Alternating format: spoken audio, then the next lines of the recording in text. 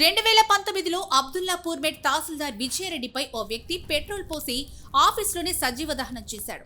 ఈ సంఘటన తెలుగు రాష్ట్రాల్లోనే సంచలనం సృష్టించింది. అచ్చు అలాంటి సంఘటనే మదురై ఎల్ఐసి కార్యాలయంలో చోటు చేసుకుంది.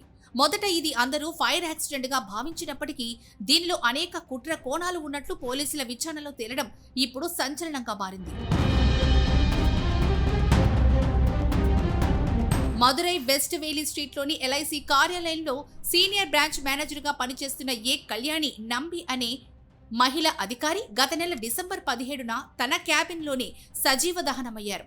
మొదట అంతా ఇది షాక్ సర్క్యూట్ వల్ల జరిగిన ప్రమాదమని భావించారు. కానీ పోలీసులు లోతైన విచారణలో చాలా అరుదైన విషయాలు వెల్లడయ్యాయి. ఆమె colleague assistant administrative officer D Rame ఈ ఘాతకానికి ఒడిగట్టినట్లు తేలింది. అసలు విషయం ఏంటంటే రామ్ వద్ద సుమారు 40కి పైగా డెత్ క్లెయిమ్ ఫైల్స్ చాలా కాలంగా పెండింగ్ లో ఉన్నాయి. దీనిపై ఇన్సూరెన్స్ ఏజెంట్లు కళ్యాణికి ఫిర్యాదు చేశారు. ఆమె రామ్ ను పిలిచి మందలించడమే కాకుండా ఈ విషయాన్ని పై అధికారుల దృష్టికి తీసుకెళ్తారని హెచ్చరించారు. దీంతో భయపడిపోయిన రామ్ ఆమెను అడ్డు తొలగించుకోవడంతో పాటు ఆ ఫైళ్లను కూడా నాశనం చేయాలని ప్లాన్ చేశాడు.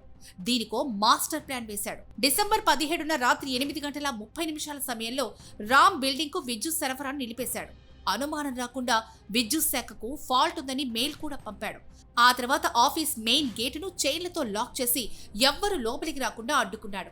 చీకటిగా ఉండడంతో కళ్యాణి సాయం కోసం కేకలు వేశాడు. ఆ సమయంలో రామ్ ఆమె క్యాబిన్లోకి వెళ్లి తన బైక్ నుంచి తీసిన పెట్రోల్ను ఆమెపై పోసి నిప్పు పెట్టాడు.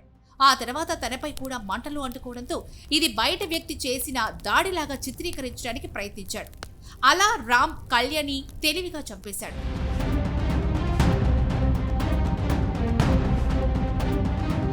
ఇక పోలీసులు రామ్ చెప్పిన మాటల్లో పొంతన లేకపోవడం, అతని క్యాబిన్లో పెట్రోల్ బాటిల్స్, పైపులు దొరకడంతో అతనిపై అనుమానం బలపడింది.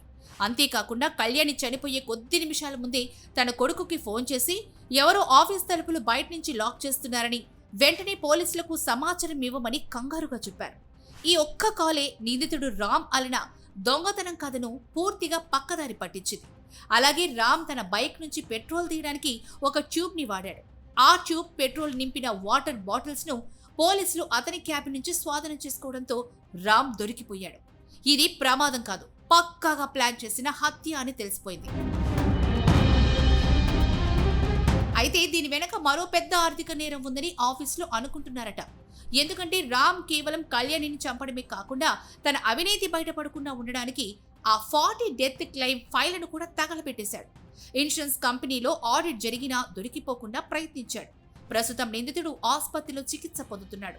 త్వరలోనే అదుపులోకి తీసుకుని విచారణ చేపట్టనున్నారు.